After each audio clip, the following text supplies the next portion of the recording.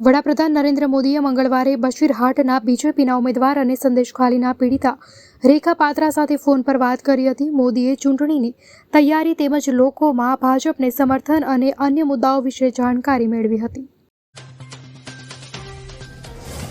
પાકિસ્તાનમાં આત્મઘાતી હુમલામાં 6 ચીની નાગરિકોના મોતને લઈ સમગ્ર વિશ્વમાં ખળભળાટ મચી ગયો છે. ખૈબર પખ્તુનખ્વામાં આ હુમલો થયો છે. ઉત્તર પશ્ચિમ પાકિસ્તાનના શાંગલામાં તેમના કાફલા પર હુમલો કરવામાં આવ્યો હતો.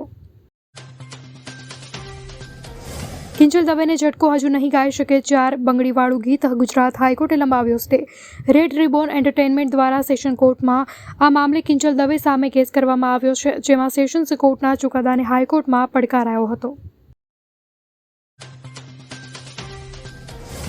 યુએસના બાલ્ટીમોરમાં શિપ અથડાતા બ્રિજ ધડામ દઈને તૂટી પડ્યો. બાલ્ટીમોરમાં સૌથી લાંબો ફ્રાન્સિસ કોર્ટ બ્રિજ મંગળવારે સવારે મોટા માલવાહક જહાજ સાથે અથડાયા બાદ પાણીમાં પડી ગયો હતો. અહેવાલો અનુસાર પુલ તૂટી પડતા પહેલા આગ લાગી હતી અને ઘણા વાહનો નીચે પાણીમાં પડી ગયા હતા. લોકસભા ચૂંટણીને લઈને આજે કમલમ ખાતે ભાજપના તમામ ધારાસભ્ય, જિલ્લા પ્રમુખ, જિલ્લા પ્રભારી અને ક્લસ્ટર પ્રભારીનું બેઠકનું આયોજન કરવામાં આવ્યું હતું. CR પાટીલની અધ્યક્ષતામાં યોજેલ બેઠક લગભગ 2 કલાક સુધી ચાલી હતી. અરવલ્લીના મેઘરજમાં ભાજપમાં ભડકો થયો છે. ભાજપે ભીખાજી ઠાકોરને બદલીને શોભના બારૈયાને ટિકિટ આપતા ભીખાજી ઠાકોર નારાજ થયા છે. ભીખાજીની સાથે તેમના સમર્થકોમાં પણ ભારોભાર રોષ ફેલાયો છે. ભીખાજીના સમર્થકોએ રસ્તા પર ઉતરી ઉગ્ર વિરોધ દર્શાવ્યો. મહીસાગરના બાલાસિનોર પીઆઈ પર હુમલો કરવામાં આવ્યો છે. બુટલેગરોએ પોલીસ પર કાર ચડાવવાનો પ્રયાસ કર્યો હતો.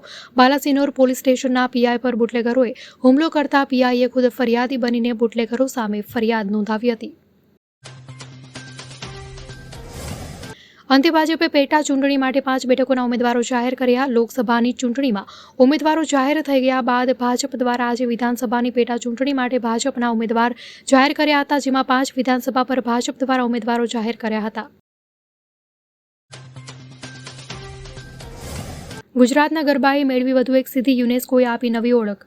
ગુજરાત સહિત સમગ્ર ભારત માટે ગૌરવની ક્ષણ છે. યુનેસ્કો દ્વારા ગુજરાતનું ગૌરવ અને સાંસ્કૃતિક વિરાસત સમા ગરબાને અમૃત સાંસ્કૃતિક ધરોહર જાહેર કરતું પ્રમાણપત્ર ગુજરાતને અર્પણ કરવામાં આવ્યું છે. રાજકોટ ચોટીલા હાઈવે ફરી એક વખત લોકોની ચીચિયારીઓથી ગુંજી ઉઠ્યો હતો. ટ્રક પાછળ એમ્બ્યુલન્સ ઘૂસી જતા ગમખ્વાર અકસ્માત સર્જાયો હતો. દુર્ઘટનામાં એમ્બ્યુલન્સમાં સવાર 3 લોકોના મોત થયા હતા, જ્યારે એક વ્યક્તિનો બચાવ થયો હતો.